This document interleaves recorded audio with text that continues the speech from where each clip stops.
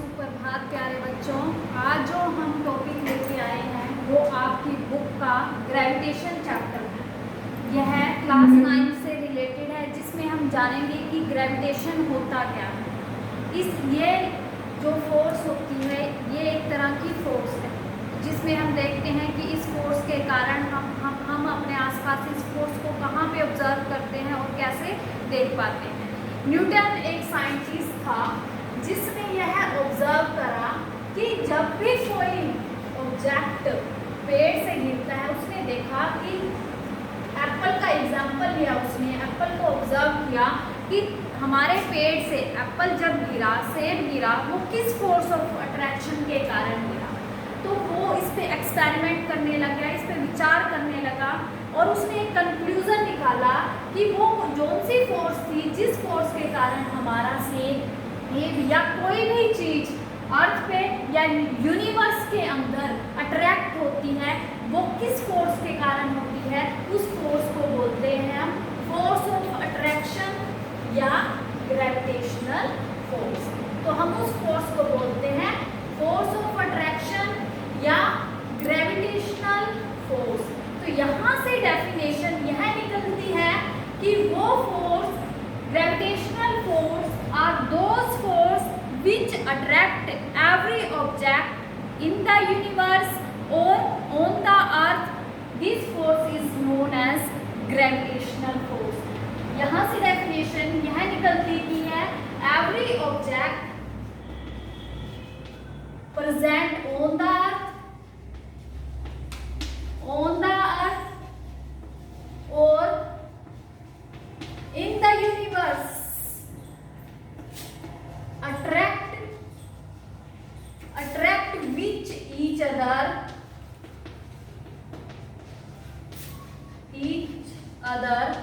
This force is known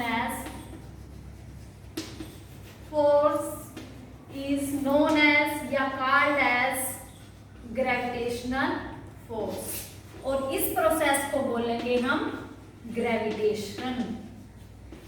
और इस force को, जो यह फोर्स है, इसके बेसिस पर एक लॉ भी दिया गया है। उस लॉ का नाम है universal law of gravitational constant.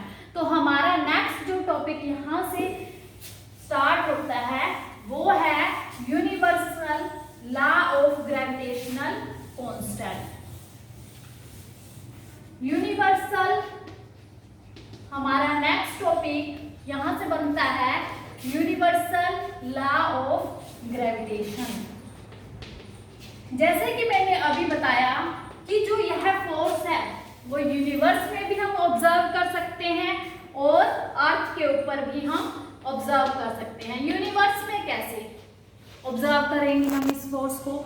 Universe में एग्जाम्पल लेते हैं कि जो सन के चारों अर्थ रिवॉल्व कर रही है या प्लैनेट जो है वो रिवॉल्व कर रहे हैं सन के चारों ओर, वो कौन सी फोर्स है, किस फोर्स के कारण वो आपस में एक दूसरे में अट्रैक्शन हो रही है। तो उस फोर्स को बोलेंगे हम यूनिवर्सल लॉ ऑफ फोर्स, या और इस पूरे प्रोसेस को बोलेंगे यूनिवर्सल लॉ ऑफ ग्रेविटेशन।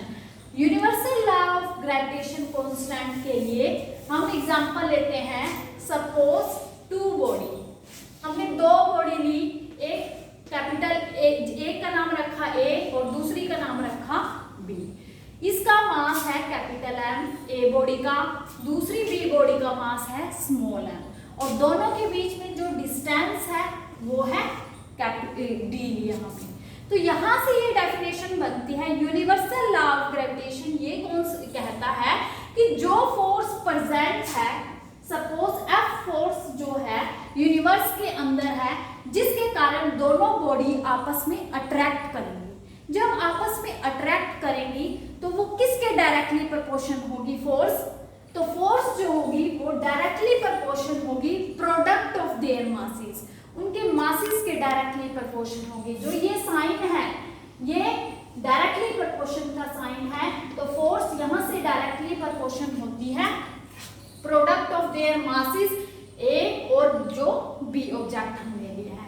और फोर्स जो होगी वो इनवर्सली प्रोपोर्शन होगी किसके? डी के।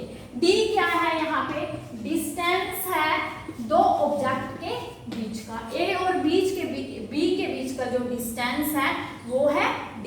तो यहाँ से हमारे पास ये कंक्लूजन निकला, जो यूनिवर्स के अंदर जो फोर्स प्रेजेंट है वो दो चीजों पे डिपेंड करती है, एक तो मास पे और दूसरा डिस्टेंस पे।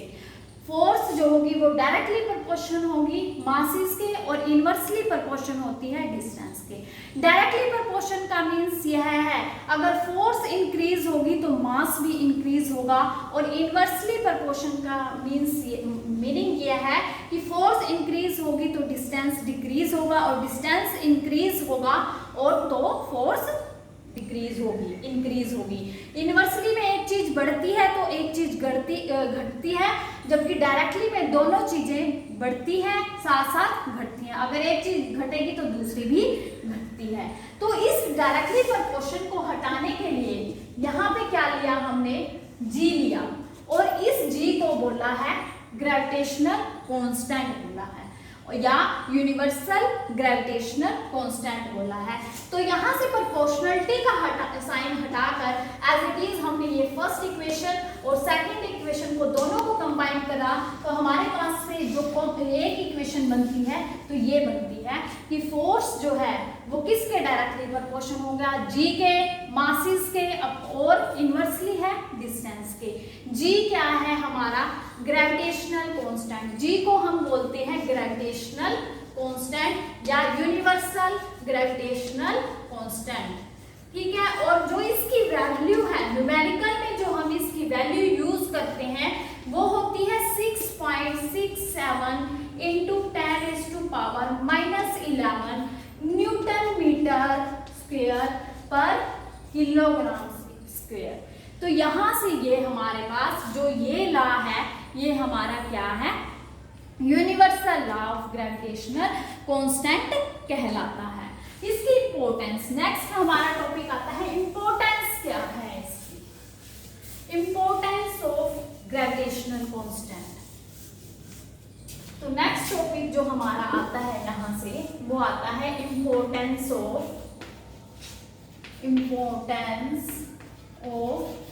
ग्रेविटेशन फोर्सेस या gravitation constant.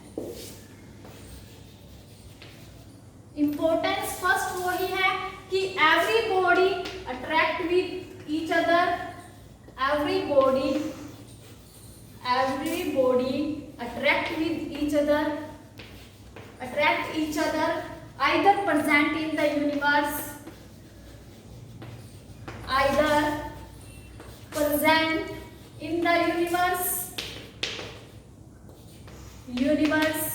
or present on the earth।